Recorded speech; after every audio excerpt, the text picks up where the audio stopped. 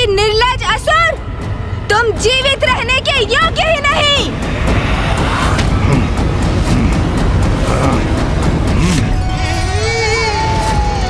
हे ब्रह्मदेव, माता, मैं आप दोनों की पूजा से अत्यंत प्रसन्न हुआ। आप दोनों ने अपनी भक्ति के उदाहरण से ये स्थापित कर दिया कि यदि व्यक्ति का उद्देश्य पवित्र हो, उसका हृदय निर्मल हो, तो फिर कोई भी बुरी शक्ति उसके लक्ष्य प्राप्ति में बाधा नहीं बन सकती, क्योंकि जिनके विचार शुद्ध हैं, निर्मल हैं, भगवान भी उन्हीं का साथ देने के लिए प्रेरित होते हैं। आप दोनों की भक्ति से प्रसन्न होकर मैं आप दोनों को संपन्नता का आशीष देता हूँ।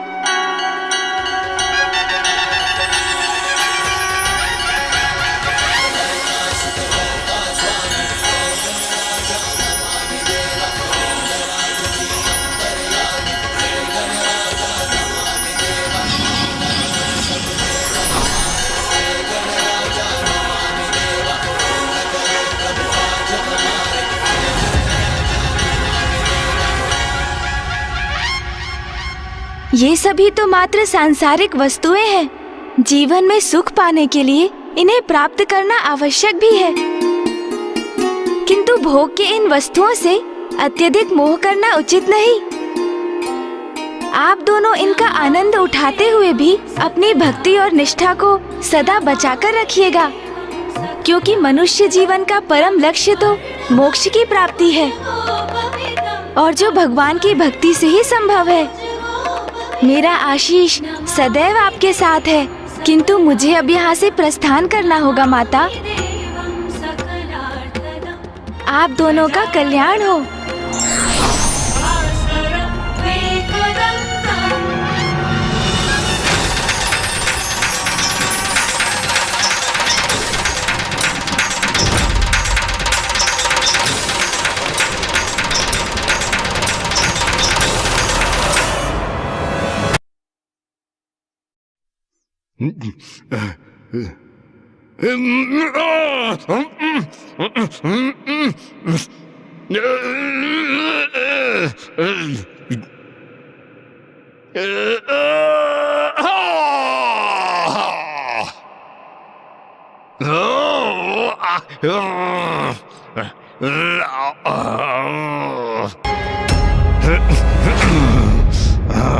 भगवान के लिए उसका भक्ति ही सर्वोच्च है। दुर्बुद्धि,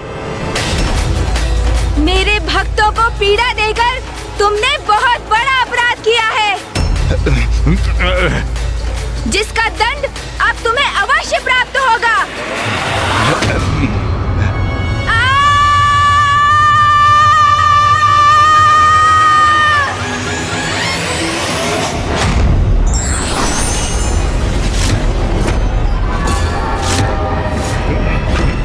नहीं नहीं नहीं,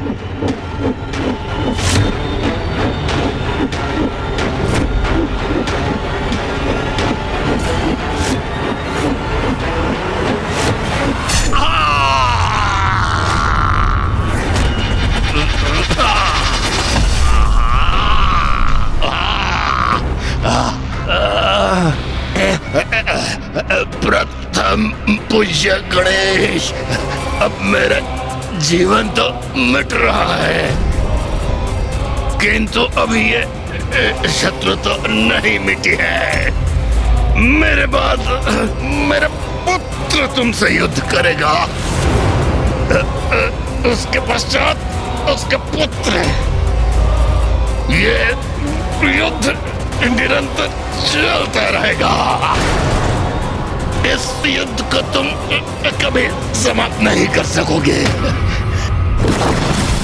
ओम नमः शिवाय।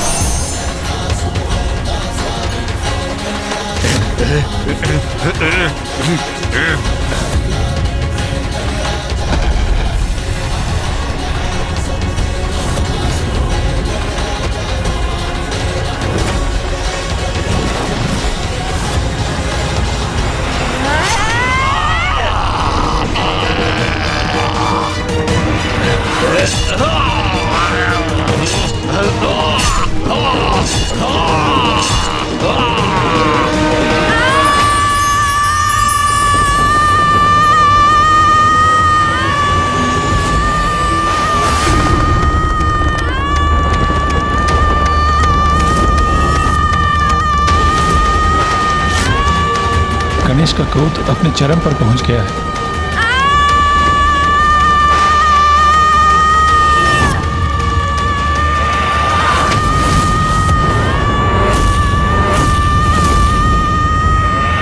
गणेश जी का क्रोध तो गर्जना के रूप में चारों दिशाओं में ध्वनित हो रहा है।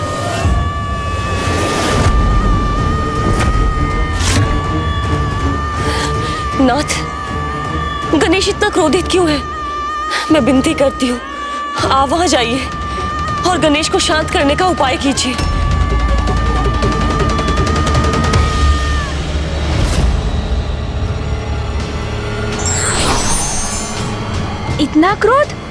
इतना क्रोध मुझे कैसे आ गया और क्यों?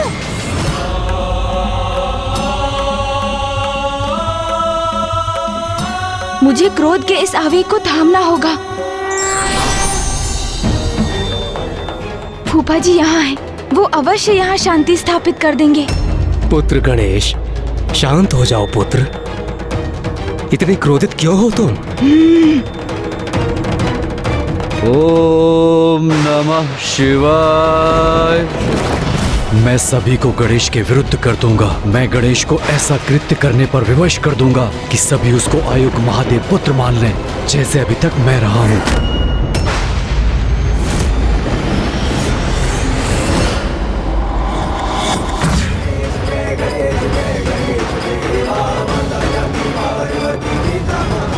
प्रतीत होता है फूफा जी की बातों का प्रभाव मेरे दूसरे प्रतिरूप योद्धा गणेश पर हो रहा है। वो शांत होता दिख रहा है। पुत्र गणेश, इतना दुस्साहस कि कोई मेरा सामना करे, मेरे समक्ष आकर मुझे टोके, इसका दंड अवश्य मिलेगा आपको।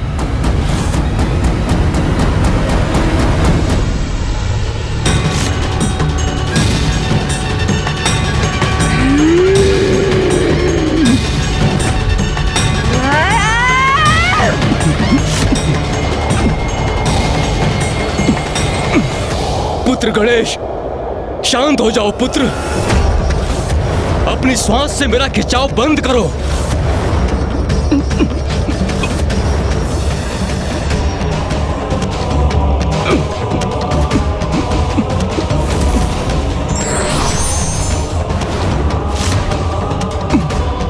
ये हो क्या रहा है?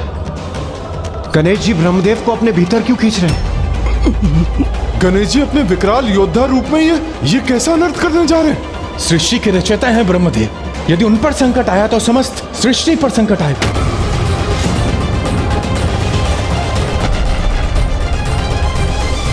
पुत्र गणेश, ये क्या कर रहे हो तुम? आपने मुझे टोका क्यों? क्यों टोका आपने मुझे? ये गणेश जी ब्रह्मदेव के प्रति इतने कठोर क्यों हो रहे हैं? ये कैसा क्रोधावेश है उनका? ये क्या कर रहे हैं गणेश जी? गणेश ने तो जैसे निश्चय कर लिया है, वो शांत नहीं होगा। मेरा क्रोध अभी शांत नहीं होने वाला।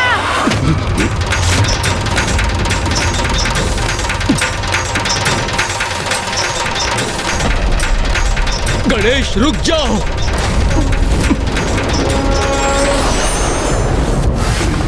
पुत्र गणेश, ब्रह्मदेव को मुक्त कर दीजिए, अन्यथा अनर्थ हो जाएगा। नहीं करूंगा, कदापि नहीं करूंगा।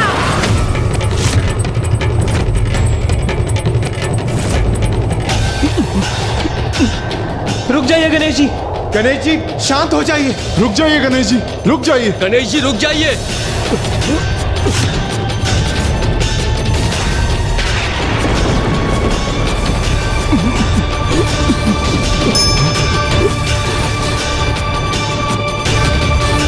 यदि गणेश की सूंड ने मुझे अपने भीतर खींच लिया तो मैं इस अनंत अंधकार में समाहित हो जाऊंगा।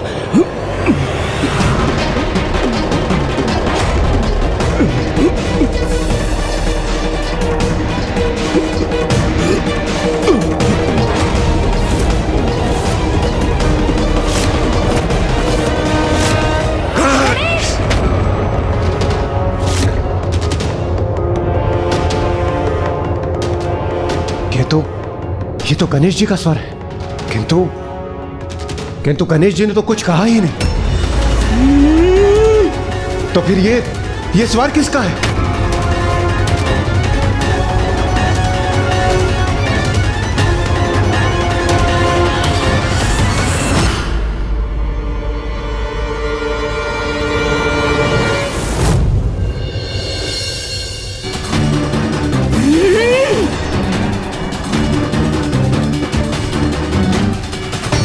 एक और गणेश जी?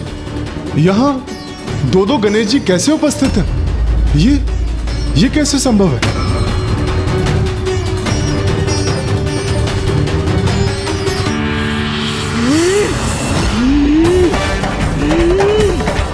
गणेश, गणेश, शांत हो जाओ।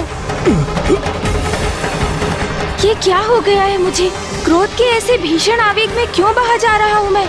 नहीं, मुझे शीघ्र कुछ कर इस क्रोध के उन्माद, अन्यथा जिस किसी शक्ति के भी प्रभाव में हूँ मैं, उससे स्वयं को मुक्त होना होगा।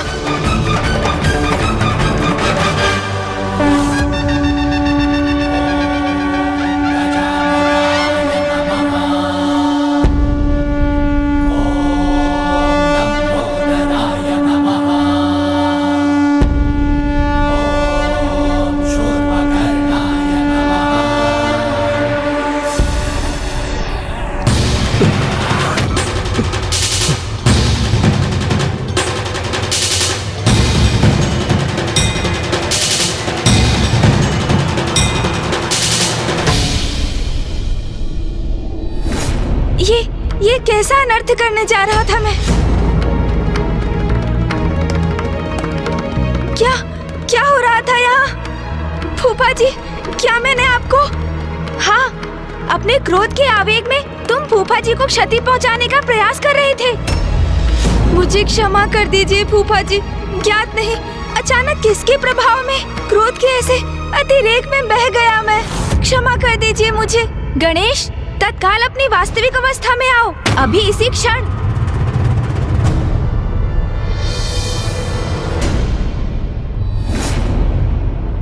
गणेश जी, आप दो रूप में प्रकट हो गए, और क्यों? सूर्यदेव, मेरे भक्तों ने मेरी पूजा का संकल्प किया था, किंतु असुर दुर्बुद्धि उनके संकल्प में विघ्न उत्पन्न कर रहा था, तो मैं वहीं अपने भक्तों के साथ रुक गया, जिससे वो निर्विघ्न अपनी पूजा संपन्न कर सके। किंतु मेरा विकराल योद्धा स्वरूप इस संकट को मिटाने के लिए, दुर्बुद्धि का अंत करने के लिए यहाँ प्रस्तुत हुआ।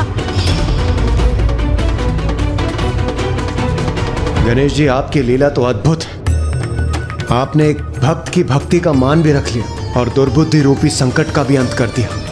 धन्य है आप। यदि भगवान भक्तों की रक्षा नहीं करेंगे तो संसार में धर्म की सत्ता कैसे स्थापित होगी?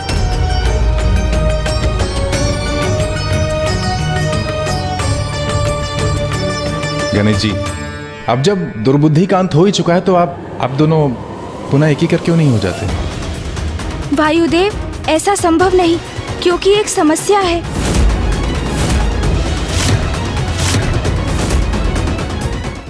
गणेश जी, अब जब दुर्बुद्धि का अंत हो ही चुका है तो आप दोनों पुनः एक ही कर क्यों नहीं हो जाते?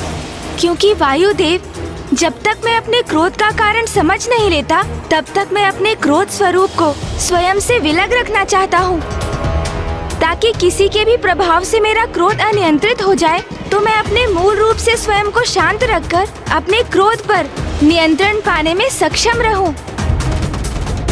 और अपने भक्तों की रक्षा करना तो हमारा प्रथम कर्तव्य है। किंतु अब ये कर्तव्य शेष है गणेश, जिसका उल्लेख अभी तुमने किया। तुम्हारे भीतर अचानक उत्पन्न होने वाले क्रोध का स्रोत शीघ्र ज्ञात करना भी अति आवश्यक है। पिताश्री, आप इसकी चिंता मत कीजिए, ये तो मैं स्वयं करने जा रहा था। उचित है पुत्र, आत्मचिंतन से ही अपने कार्यों का उचित मूल्यांकन करने में सक्षम होते हैं।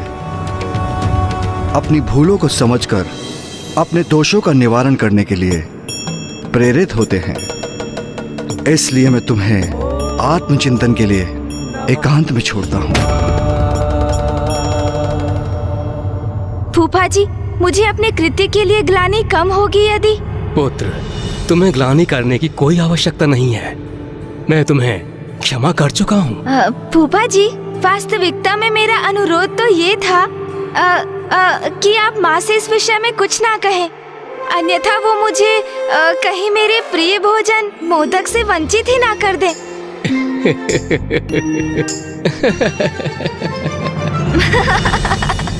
महादेव, ब्रह्मदेव, अब हमें भी चलना चाहिए। प्रणाम प्रभु। प्रणाम प्रभु। गणेश जी, अब हमें भी प्रस्थान करने की अनुमति दीजिए। प्रणाम प्रणाम। गणेश, ये क्या कर रहे थे तुम? क्या हो गया है तुम्हें? फूफा जी के साथ ऐसा व्यवहार क्यों किया तुमने? फूफा जी के साथ ऐसा व्यवहार क्यों किया तुमने? ये तो मैं स्वयं भी समझने में असमर्थ हूँ कि मुझ पर अचानक किसका प्रभाव छा गया था। क्रोध से कुछ भी प्राप्त नहीं होता गणेश, उसे सदा नियंत्रण में रखना चाहिए। तुम मुझे समझा रहे हो? तुम स्मरण नहीं, जब चंद्रदेव के साथ वो घटना घटित हुई थी तब कितने आवेशित हुए थे तुम? तब मैं भी तुम्हें इसी प्रकार उलाहना दे सकता था ना? मैंने अपनी इच्छा से कुछ भी नहीं किया। मेरे इस कथन पर विश्वास क्यों नहीं करते हो तुम?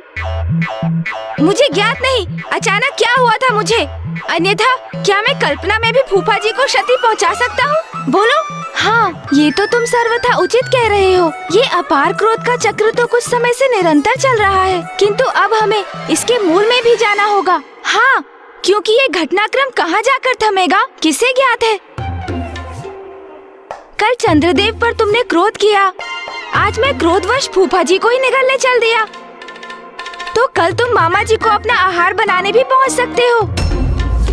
फिर क्रोधवश तुम इंद्रदेव, सूर्यदेव और अन्य सभी देवताओं को भी क्षति पहुंचा सकते हो। और तो और स्वयं भैया पर भी आक्रमण कर सकते हो। मैं नहीं, तुम। मैं अर्थात तुम। समझ गया, हम दोनों एक ही तो हैं। चलो इसकी चर्चा छोड़ो, ये बताओ तुम क्या अभी भी क्रोध से प्रभावित हो? नहीं। ये क्या कर रहे हो तुम? और क्या, तुम्हारे क्रोध को जागृत करने का प्रयास कर रहा हूँ। कहो, क्रोध आया तुम्हें? अब मैं भी तुमसे वही प्रश्न करता हूँ, क्यों क्रोध आया तुम्हें? नहीं, ऐसे तो हम दोनों को ही क्रोध का आभास नहीं हुआ, तो इसका अर्थ है हमारे क्रोध के मूल में कुछ और है और इसका रहस्य शीघ्र ज्ञात करना होगा हमें। वो तो है, किंतु ये हम कैसे ज्ञात करेंगे?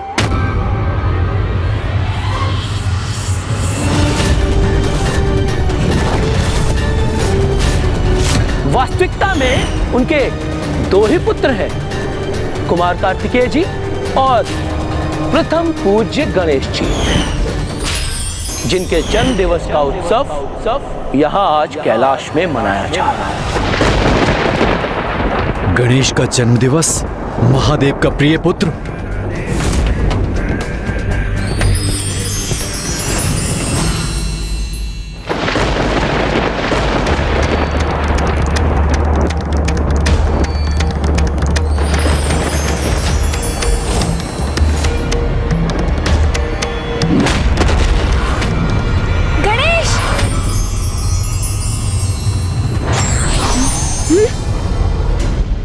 मुझे पूछ रहे थे ना, क्रोध का आभास हुआ क्या? तो हाँ, अब हुआ मुझे अत्यंत क्रोध का आभास, अत्यंत क्रोध का। गणेश को पुनः क्या हो गया है? ये ऐसा व्यवहार क्यों कर रहा है? ओह, तो क्रोध का स्रोत ये लाल धूम्र है।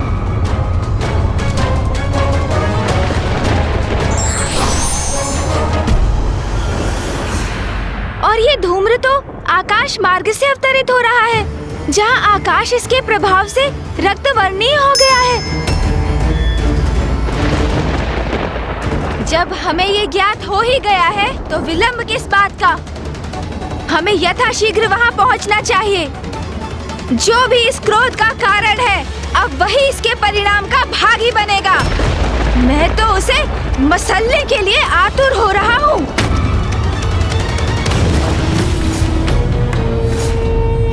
क्या है वो गणेश? उसका सामर्थ्य क्या है? प्रथम पूज्य की उपाधि प्राप्त की है उसने, क्योंकि महादेव का पुत्र है वो। यही है उसके प्रति सभी के स्नेह का कारण।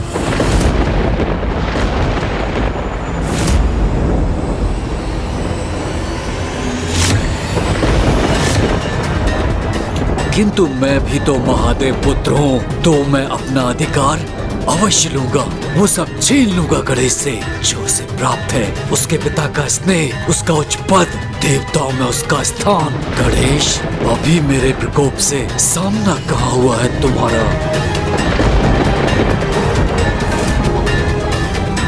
ये जिसका भी दुष्कृत्य है उसे अब उचित दंड दूंगा मैं।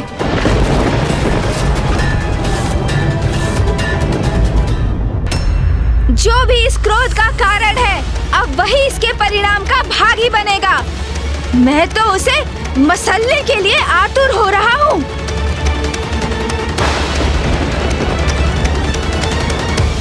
किंतु वो स्थान तो बहुत दूर प्रतीत हो रहा है। समय से मैंने एक टोकरी मोदक तक नहीं चखे। ऐसे में वहाँ जाऊंगा कैसे? मूषक जी को बुलाता हूँ। मूषक जी, मूषक जी,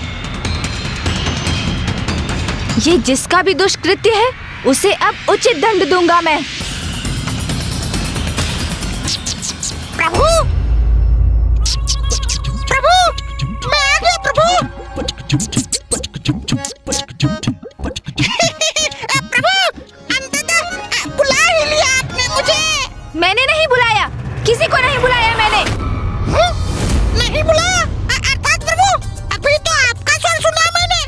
कैलाश में इतना सुंदर दिवस था आज। मैं भोजन से तृप्त होकर उपवन में विश्राम कर रहा था प्रभु। आकाश में मेघों की सुंदर आकृतियां देखकर प्रकृति का आनंद लेते हुए मैं बस निद्रा में खोने ही वाला था और तभी आपके स्वर मेरे कानों में गूंजा। मूषक जी, मूषक जी। मैंने कहा ना, मैंने किसी को नहीं बुलाया। बुरा मत मानिएगा, किंतु इन दिनों आपको क्रोध बहुत आ रहा है प्रभु। मूषक जी, एक और प्रभु। प्रभु, मूषक जी, आप यहाँ क्या कर रहे हैं? कितने समय से पुकार रहा हूँ मैं आपको। आप मेरे मार्ग से हटने का कष्ट करेंगे?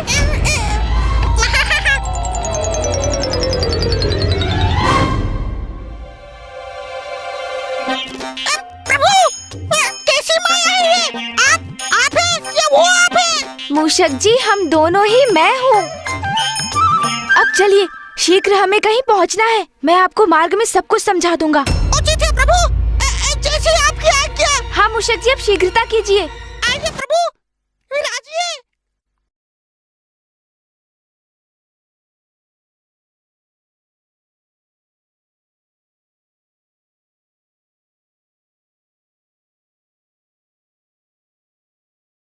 अब मैं ऊपर जाकर देखता हूँ।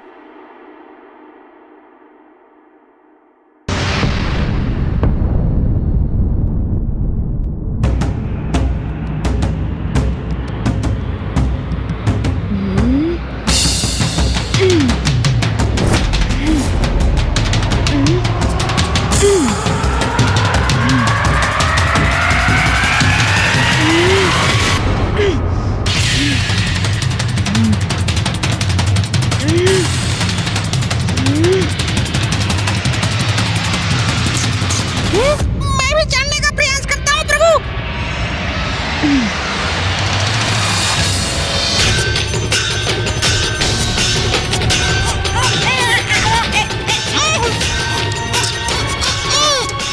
चढ़िए मूषक जी,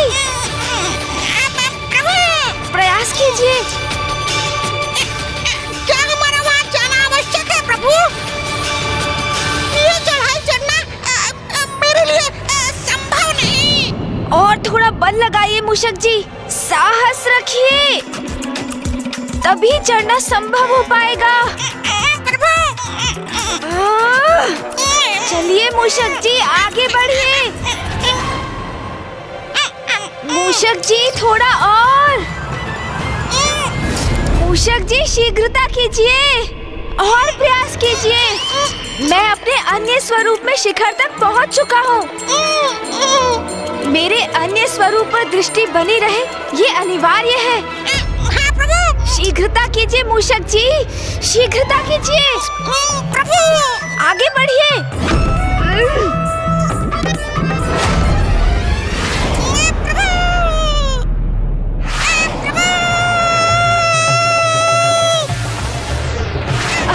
मूषक जी! क्षमा कीजिए प्रभु, मैं क्षमा मांगता हूँ। मूषक जी! आप आहत तो नहीं हुए ना?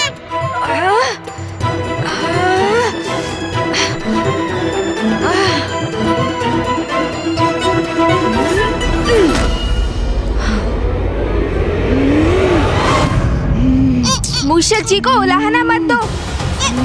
इसमें उनका कोई दोष नहीं है। मुझे ज्ञात है कि तुम क्रोध से आवेशित हो रहे हो, किंतु मेरा सुझाव है, गहरी सांस भरकर तुम अपने क्रोध पर नियंत्रण करो।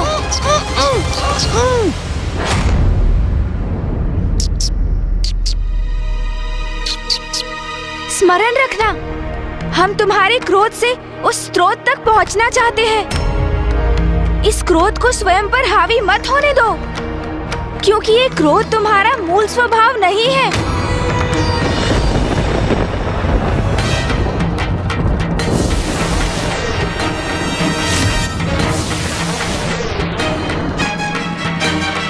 वो देखो वहाँ।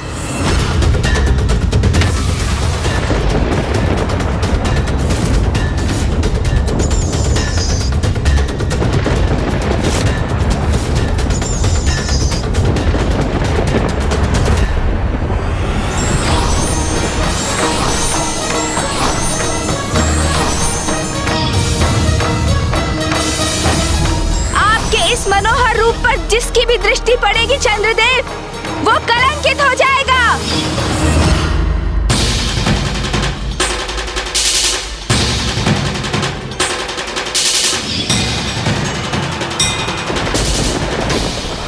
वही लाल ऊर्जा। अपने जन्म दिवस से ही मैं बार बार उत्तेजित हो उठता हूँ। हाँ, मुझे भी बड़ा विचित्र आभास हुआ, जैसे कोई बाहरी ऊर्जा मेरे भीतर प्रवेश कर रही है। प्रतीत होता है कि जो हमारे क्रोध के मूल में ऊर्जा है, हमें उसका स्रोत प्राप्त हो गया है। जो भी हो, मैं तो बस इतना चाहता हूँ कि मुझे एक ही समय पर प्रभु के इन दोनों रूपों का वाहन ना बनना पड़े। जब हम इस स्रोत तक पहुँच ही गए हैं, तो आगे बढ़कर इसका निरीक्षण भी कर लेते हैं। उचित कहा तुमने।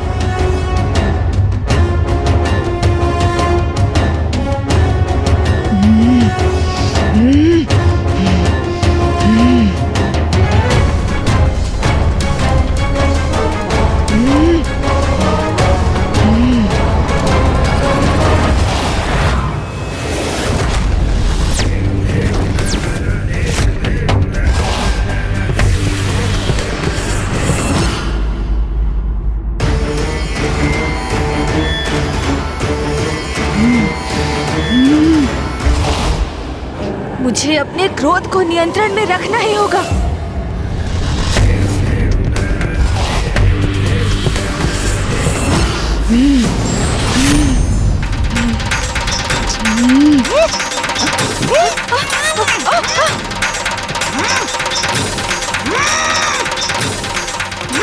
मूषक जी, क्या हुआ? अब मूषक जी कैसे उत्तेजित हो गए? मूषक जी! अरे मूषक जी, ये क्या कर रहे हैं?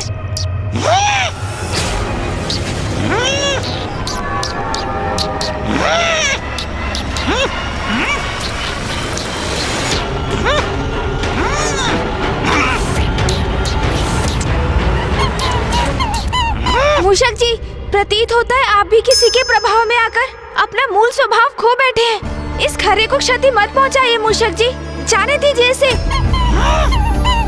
मूषक जी, यदि आपने इस निरीह प्राणी को तनिक भी क्षति पहुंचाई, तो आप अपने संपूर्ण जीवन में स्वयं को क्षमा नहीं कर पाएंगे।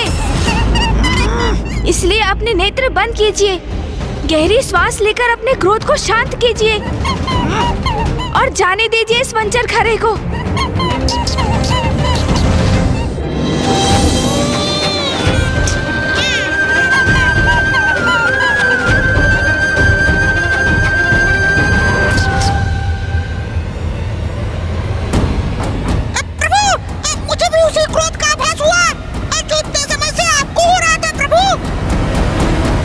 मेरे विचार से तुम्हें और मूषक जी को यहीं रुकना चाहिए। ये ऊर्जा विध्वंसकारी है। इसका प्रभाव तो अब मूषक जी भी झेल चुके हैं। यदि तुम सब और आगे बढ़े तो कदाचित इस ऊर्जा के प्रभाव से प्रभावित होकर कुछ अनिष्ट भी कर सकते हो। मैं ही आगे बढ़कर देखता हूँ क्या रहस्य है इसके पीछे। तब तक तुम यहीं रुको, उचित है। तब तक मैं और मूषक जी वहां से निगरानी रखेंगे।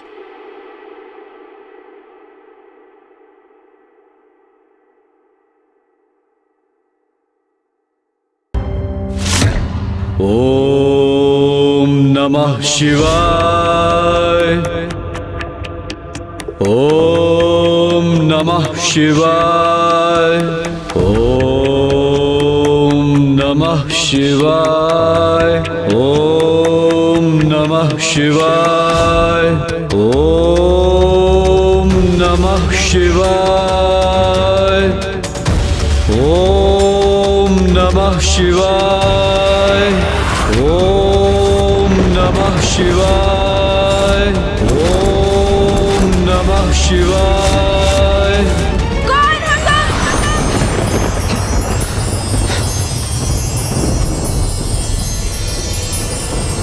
कौन हो तुम? कौन हो तुम जो यहाँ आकर मेरे तप में व्यवधान डालने का दुस्साहस कर रहे हो? मैं गणेश।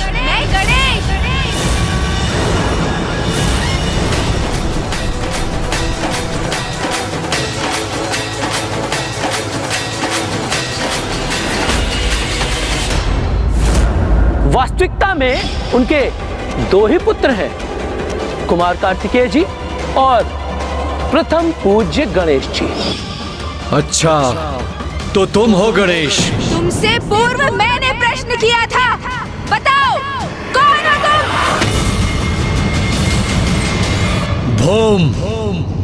भोम हूं मैं।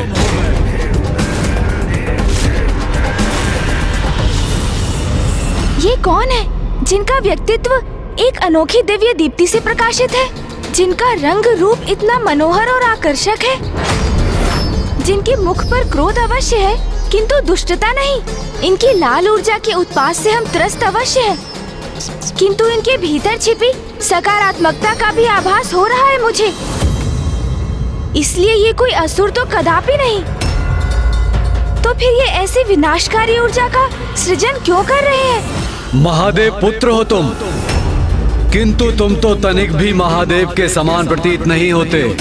महादेव का लंबा कद है, उनका गठीला बलिष्ठ शरीर तो उनके अति बलशाली होने का प्रतीक है।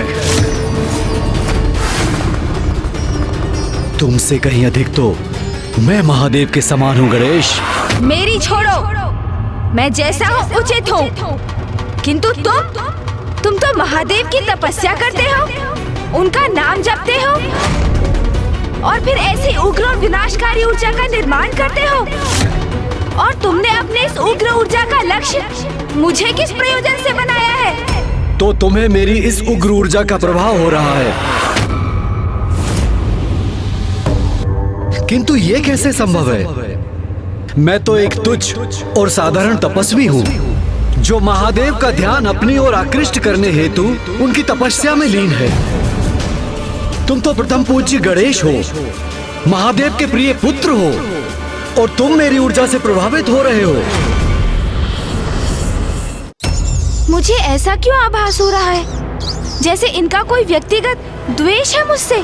देखा महादेव, मैं तो आपके प्रिय पुत्र से कहीं अधिक प्रभावी हूँ। अपनी ऊर्जा के प्रभाव में बांध लिया मैंने उसे। स्वयं को महादेव का भक्त कहते हो और इतना भी नहीं समझते कि तुम्हारी ऊर्जा कितनी हानिकारक है। देखो इस स्थान को, देखो अपने तप स्थल को देखो। प्रकृति ने जैसे इस स्थान का परित्याग कर दिया है, बंजर बन गया है ये स्थान। अपने तन से उत्सर्जित होने वाली इस ऊर्जा को यहीं रोक लो। ये कैलाश नहीं मेरा स्थान है। यहाँ आकर मुझे आदेश देने वाले तुम कौन होते हो? कैलाशवासी होंगे तुम्हारे स्नेही, तुम्हारे भक्त, वो सभी देवता जो तुम्हारे जन्मोत्सव का आनंद मनाते हैं, नृत्य गान करते हैं। किंतु यहाँ देखो, सर्वथा अकेले हो तुम, कोई नहीं है तुम्हारा यहाँ। इन्हें मेरे जन्मोत्सव की सूचना कैसे है? तो क्या ये स्वयं भी वहाँ गए थे? नहीं प्रभु, मैंने तो स्वयं सभी अतिथियों का स्वागत किया था। ये वहाँ होता तो मुझे अवश्य स्मरण होता प्रभु।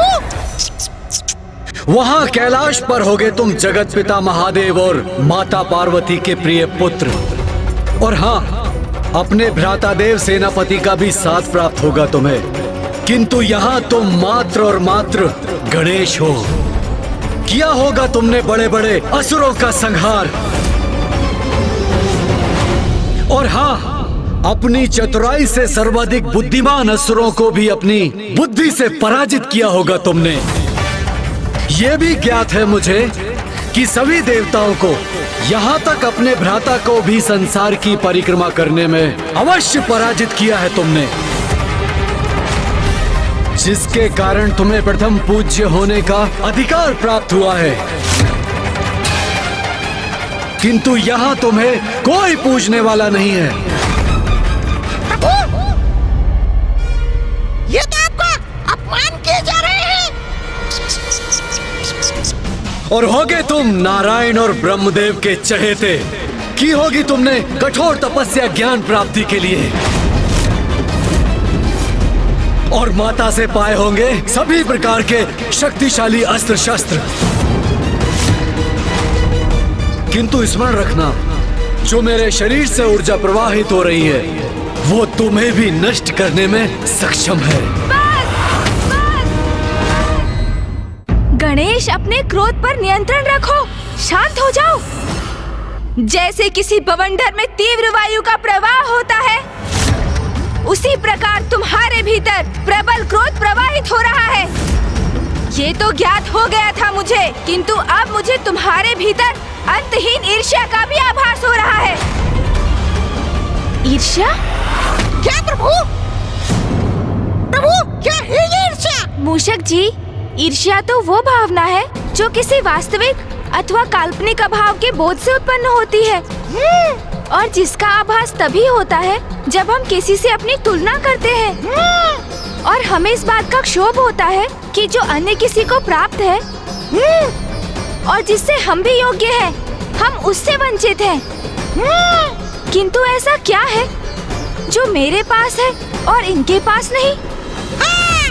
प्रभु, मुझे ज्ञात है आपके सूड। क्या मूषक जी?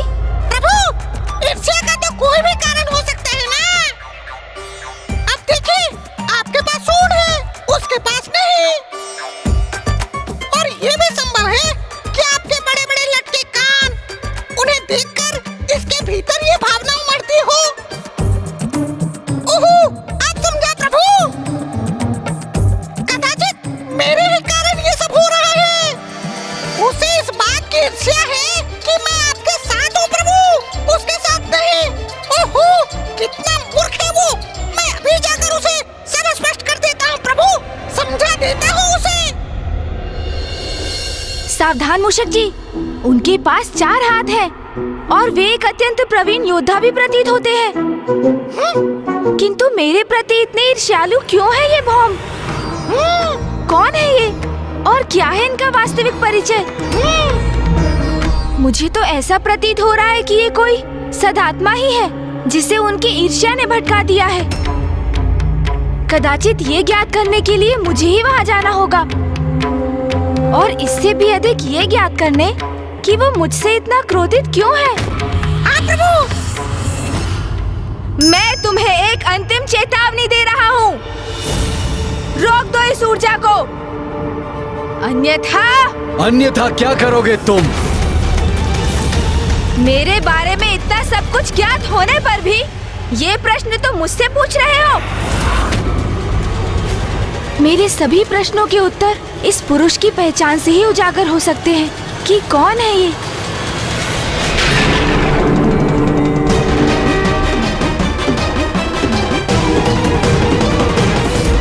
मैं भूदेवी हूँ। मेरी अपनी कोई संतान नहीं। आपके श्वेत की जो बूंद मुझ पर गिरी, उसने इस बालक का रूप ले लिया। महादेव, आप उसे मेरे पुत्र के रूप में भेंट दे दीजिए। आज से तुम्हारा पुत्र कहलाएगा और तुम्हारे नाम से जुड़कर इसका नाम होगा भोम भोम। ये तो इसका मतलब है ये मेरे भ्राता है। प्रभु, कदाचित आपको इस ओर अपनी दृष्टि डालनी चाहिए। उस ओर देखिए प्रभु।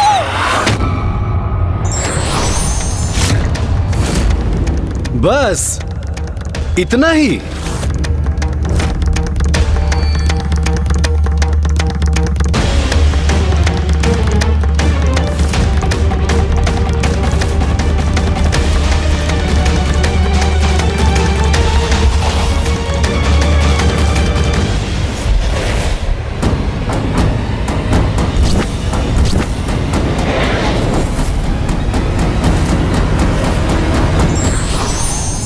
प्रणाम माता भूदेवी।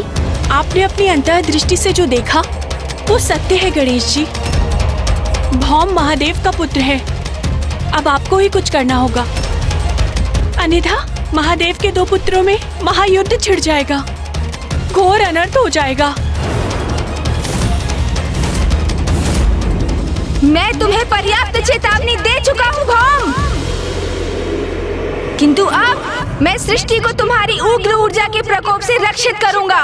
तुम्हारा ये अहंकार, ये विश्वास कि तुम मुझे पराजित कर सकते हो हास्यास्पद है। तुम रोकोगे मुझे? तुम्हें कदाचित तनिक भी भान नहीं कि मैं कौन हूं। अब मैं अपने वार से तुम्हें उचित परिचय दूंगा। संभाल सको तो संभालो मेरा वार।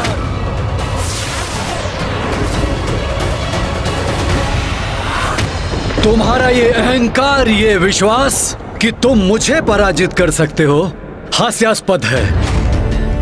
तुम रोकोगे मुझे? तुम्हें कदाचित तनिक भी भान नहीं कि मैं कौन हूं,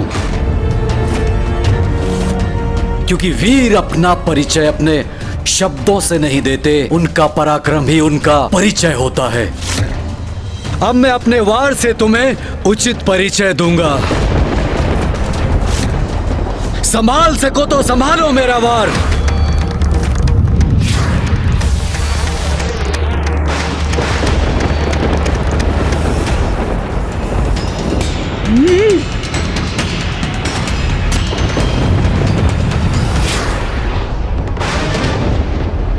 नहीं गणेश, हमारे इस युद्ध में प्रथम वार तुम नहीं करोगे। तुमसे पूर्व मैं तुम पर आक्रमण करूंगा।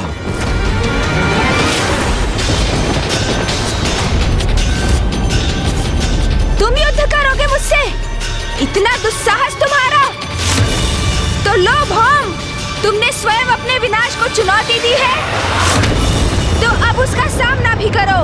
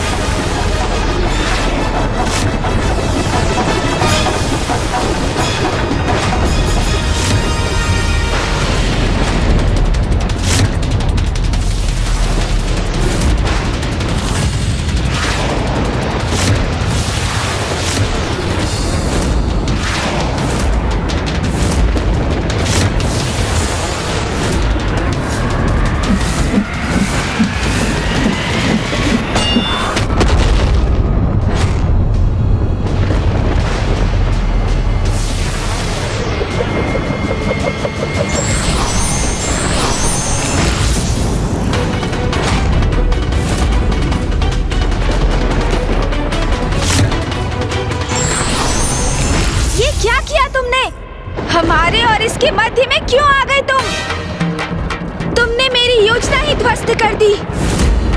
अन्यथा मैं अब तक इस अहंकारी भौम का अंत कर चुका होता। तुम्हें ज्ञात नहीं तुम ये क्या करने जा रहे थे? मैंने तुम्हें समझाया था ना, अपने क्रोध पर नियंत्रण रखना। कैसे रखूं अपने क्रोध पर नियंत्रण, जब मेरे क्रोध का स्रोत ये भौम मेरे समक्ष है? इसे नष्ट कर मैं अपने क्रोध को सदैव के लिए समूल मिटा देना चाहता हूँ। यदि कोई क्रोधित है इसलिए उसका नाश कर दो, ये उचित तो नहीं। और भौम के क्रोधित होने का एक कारण है, जो मुझे ज्ञात हो गया है और तुम्हें भी ज्ञात करना चाहिए। तब तुम उसके क्रोध के मूल कारण को समझोगे। नहीं समझना मुझे, कुछ नहीं समझना। इस भौम को उचित पाठ सिखाने से अब मुझे कोई नहीं रोक सकता। गणेश, तुम अपने स्वभाव के अनुरूप व्यवहार नहीं कर रहे हो। भौम की उग्र ऊर्जा से प्रभावित हो तुम, इसलिए क्रोध में अपना आपा खो रहे हो। हाँ, वही उग्र ऊर्जा जिसे लौटाना अस्वीकार किया है इसने। अब हटो मेरे मार्ग से। इसकी उग्र ऊर्जा का उचित प्रयोग करना है मुझे, अंत करना है इसका मुझे। तुम कौन होते हो मेरा अंत करने वाले गणेश? भौम, आप कुछ क्षणों के लिए शांत रहेंगे? क्या आप ये देखने में सक्षम नहीं मैं स्वयं को ही शांत करने का प्रयास कर रहा हूँ और आप अपने उग्र शब्दों से अग्नि में घृत का कार्य कर रहे हैं। अच्छा, तो अब तुम इसकी ओर से बोल रहे हो और मेरे ही विरुद्ध हो गए हो। गणेश, मुझे सुनो, शांत हो जाओ। यहाँ किसी युद्ध अथवा रक्तपात की कोई आवश्यकता नहीं है। तुम्हें आवश्यकता हो ना हो, मुझे आवश्यकता है। मैं इस युद्ध के कारण को अभी समाप्त कर देता हूँ। गणेश, हटो मेरे मार्ग से अभी, इसी क्षण। अन्यथा क्या तुम मुझ पर वार करोगे? मुझ पर?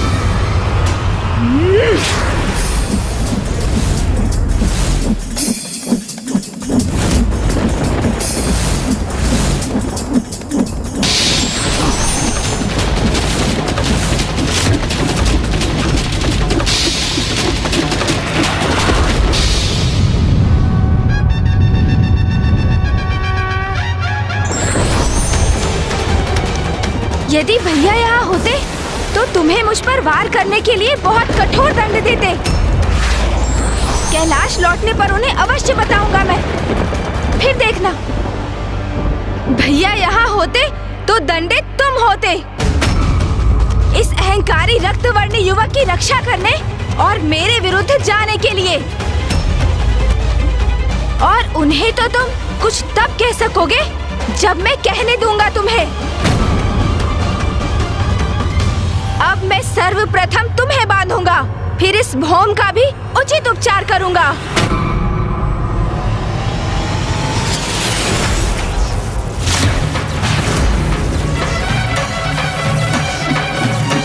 स्थिति तो नियंत्रण के बाहर जा रही है और ये सब भौम के उग्र धूम्र के कारण हो रहा है, जो गणेश अर्थात मेरे उग्र स्वरूप के ऊपर मंडराकर उसे और भी आवेशित कर रहा है। उसको इस धूम्र के प्रभाव से रिक्त करना होगा मुझे, और तब मैं उसे भौम का वास्तविक परिचय दूंगा। किंतु ये तभी संभव हो पाएगा जब मैं भौम को किसी प्रकार शांत कर उनके प्रभाव को रोक सकूं।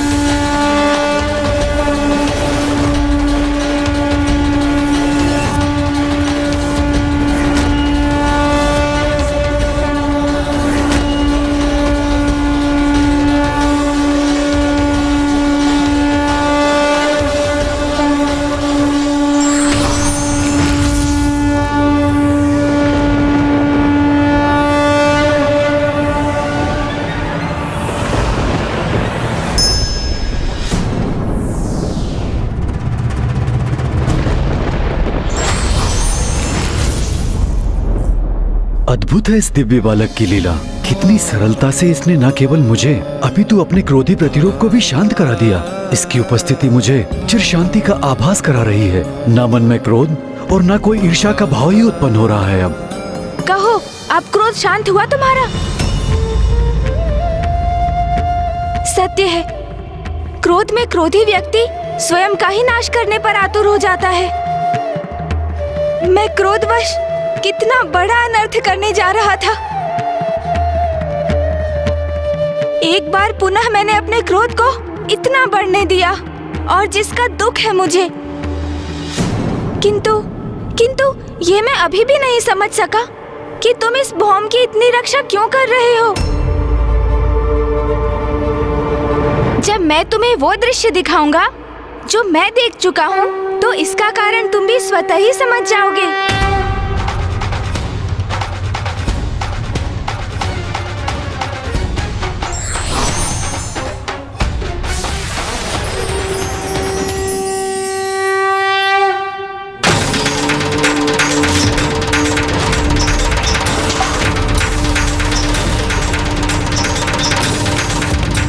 मैं पृथ्वी हूँ, मेरी अपनी कोई संतान नहीं।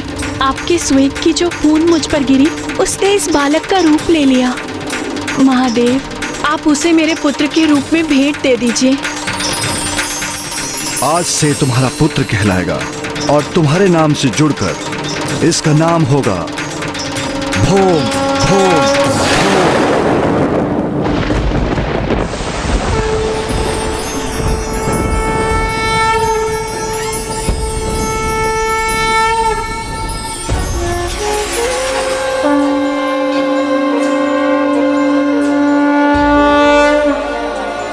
परम ब्रह्म महागणपति के इस दिव्य स्वरूप के दर्शन पाकर धन्य हो गया मैं।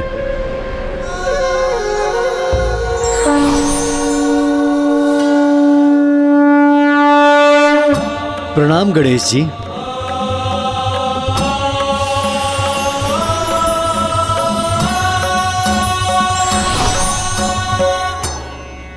भौम, मुझे ज्ञात हो चुका है कि आप मेरे भ्राता हैं, कि आप मेरे भ्राता हैं, कि आप मेरे भ्राता हैं। भ्राता?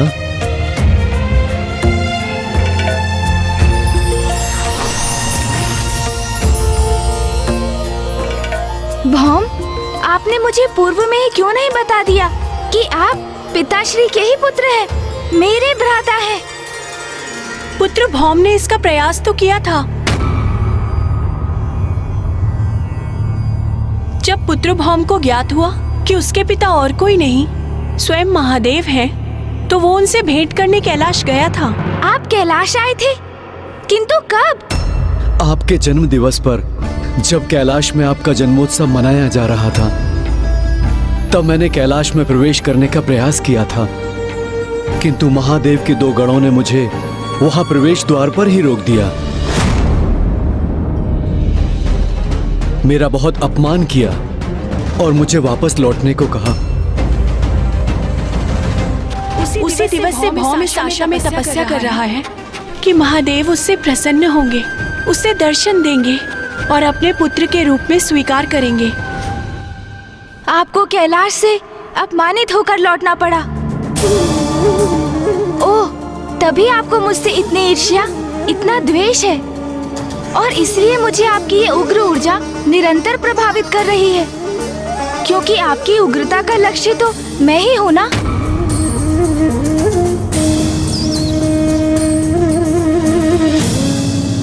कैलाश में आपका अपमान सर्वथा अनुचित था, किंतु अब मैं उस अनुचित को उचित बना दूंगा।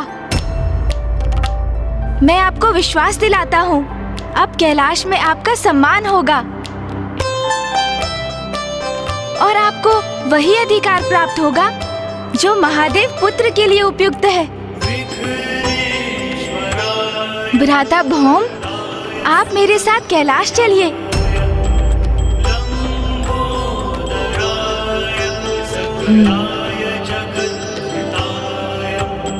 गणेश जी, मैं आपके साथ सहर्ष कैलाश चलूंगा, किंतु मेरा एक अनुरोध है। माँ भी हमारे साथ चलेंगी। नहीं पुत्र, अपने पिता से भेंट करने के लिए ये यात्रा तुम्हें ही करनी होगी। मेरी किसी भी यात्रा का आरंभ और अंत आपके बिना कैसे संभव है माँ?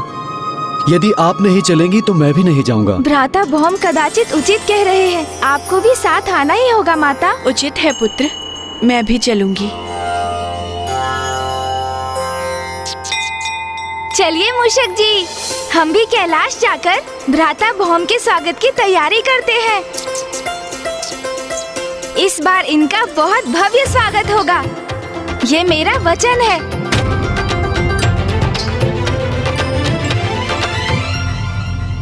अरे अरे, और थोड़ा ऊपर, जिससे दूर से भी ये सजावट स्पष्ट दिखाई दे।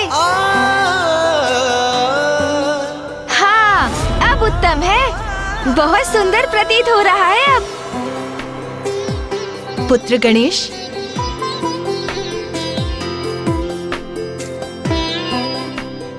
माँ, मैं आज बहुत ही उत्साहित और आनंदित हूँ, क्योंकि आज कैलाश में एक अत्यंत विशेष व्यक्ति का आगमन हो रहा है। और ये सब कुछ उन्हीं के स्वागत के लिए हो रहा है माँ। किंतु पुत्र गणेश, कौन है ये विशेष अतिथि, ये तो बताओ। हाँ माँ, हाँ, मैं अवश्य बताऊंगा। किंतु आपको उनके लिए अपने हाथों से विशेष खीर बनानी पड़ेगी। आप बनाएंगी ना खीर? अवश्य गणेश। इसके पूर्व मैंने तुम्हें कैलाश पे किसी के भी आगमन पे इतना प्रसन्न नहीं देखा। अवश्य ये अतिथि अत्यंत विशेष होंगे। अपने पुत्र के इन विशेष अतिथि के लिए मैं खीर अवश्य बनाऊंगी।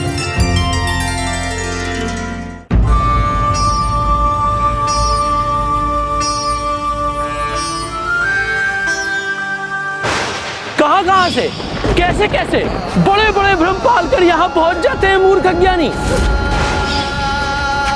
कभी कभी दर्पण में मुख देखा है अपना? चलो प्रस्थान करो यहाँ से। पुत्र भौम, माँ, मुझे चिंता हो रही है। मैं व्याकुल हो रहा हूँ कि कहीं माता पार्वती और पिता महादेव ने मुझे स्वीकार नहीं किया तो? ऐसा संदेह भी मन में क्यों ला रहे हो पुत्र भौम? देखो, मार्ग कैसे पुष्पों से सज्जित है। इस मुख्य द्वार पर ये तोरण देखो। इसका अर्थ है गणेश जी ने महादेव और माता पार्वती से तुम्हारी चर्चा अवश्य की होगी, जिसके परिणाम स्वरूप संपूर्ण कैलाश तुम्हारे स्वागत की प्रतीक्षा कर रहा है।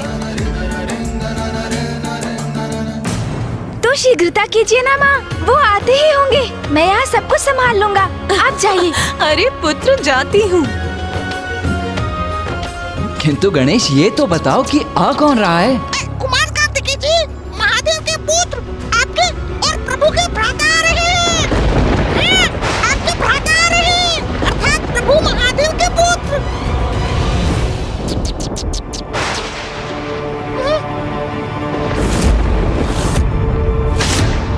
हमारा भ्राता?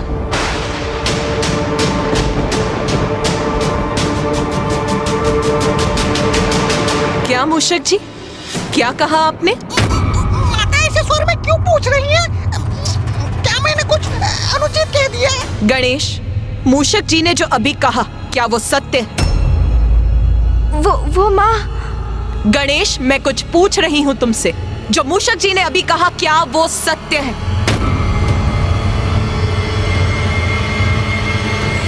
हाँ माँ। गणेश, ये सब क्या है? यदि तुम्हें कुछ ज्ञात था तो वो माँ को पूर्व में बताना चाहिए था ना। यदि माँ को नहीं तो मुझे ही बता देते। अब मुझे बहुत चिंता हो रही है। माँ भी अत्यधिक प्रसन्न नहीं प्रतीत हो रही हैं। और ये क्या कहा तुमने? हमारा एक अन्य भ्राता भी है? ये तुम क्या अनर्गल बातें कर रहे हो गणेश? मेरा केवल एक ही अनुज है और वो तुम हो। मेरा कोई दूसरा अन्य भ्राता हो ही नहीं सकता, कदापि नहीं।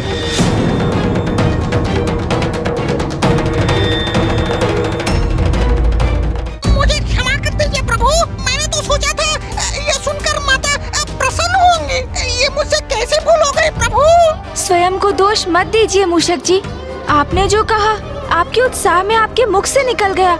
किंतु चिंता मत कीजिए मूषक जी। माँ जब भ्राता भौम से मिलेंगी तो उन्हें शेष प्रश्नों के उत्तर भी मिल जाएंगे। किंतु अब ये ध्यान रखना है कि भ्राता भौम के कैलाश में प्रवेश के पूर्व मध्य में ही कोई व्यवधान न उत्पन्न हो जाए। स्वामी। उमा, आप इतनी व्याकुल क्यों हैं? क्या हुआ प्रिय? स्वामी, क्या आपको ज्ञात है आज कैलाश में किसका आगमन होने वाला है? जिस विशिष्ट अतिथि के लिए गणेश इतनी धूमधाम से कैलाश में तैयारियां कर रहा है, ज्ञात है आपको? कौन है वो? उमा, कौन है ये विशिष्ट अतिथि? तोतला जी, माता तो अत्यंत रुष्ट हो गई हैं। अब विशेष अतिथि के स्वागत का उत्तरदायित्व तो आपके और मेरे कंधों पर ही है। बोले नंदी, वो देती है क्या? तोतला जी, कहाँ देखूं और किधर देखूं? अरे नंदी दी वो देती है, उधर देती है।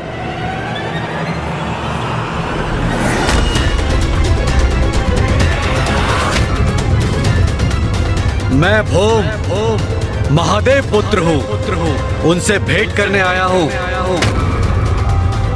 ये तो वही है जो गणेश जी के जन्म दिवस पर आया था, और आज जब कैलाश विशेष अतिथि के आने की तैयारी कर रहा है तो यह यहाँ पुनः कोई नया व्यवधान डालने आ गया। ये दोनों तो वही गण हैं जिन्होंने मेरा अपमान किया था। नाम के आगे भी कोई परिचय है तुम्हारा?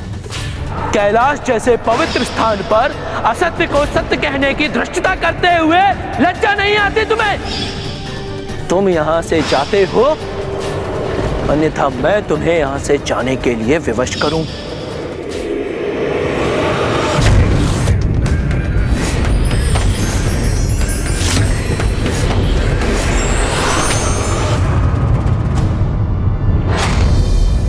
आने दो इसे। पिछली बार यूं ही जाने दिया था, किंतु इस बार अवश्य दंडित करेंगे। मुझे तो प्रतीत होता है ये तेलाब पे अवत्य तो अशांति उत्पन्न करने आया है। ये कौन होता है कैलाश में अशांति उत्पन्न करने वाला? आज भी कितने क्रोध का भाव है इनके मुख पर। नहीं, यदि माँ की उपस्थिति में इन्होंने मेरा अपमान करने का दुस्साहस किया तो मैं इन्हें क्षमा नहीं करूंगा, अंत ही कर दूंगा इन दोनों का। विश्वास रखो पुत्र, इस बार तुम्हें कोई अपमानित नहीं करेगा। यहाँ जो होगा वो पुत्र गणेश के वचनानुसार ही होगा। उमा, बताओ कौन आ रहा है कैलाश? आपका पुत्र। किंतु गणेश तो लौट आया था, तो क्या कार्तिकेय कहीं गया था और अब लौट रहा है? नहीं स्वामी, गणेश नहीं, कार्तिकेय नहीं,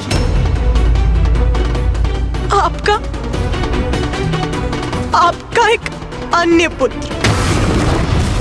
उमा, ये आप क्या कह रही हैं? कौन सा अन्य पुत्र? आपका तृतीय पुत्र आ रहा है आज।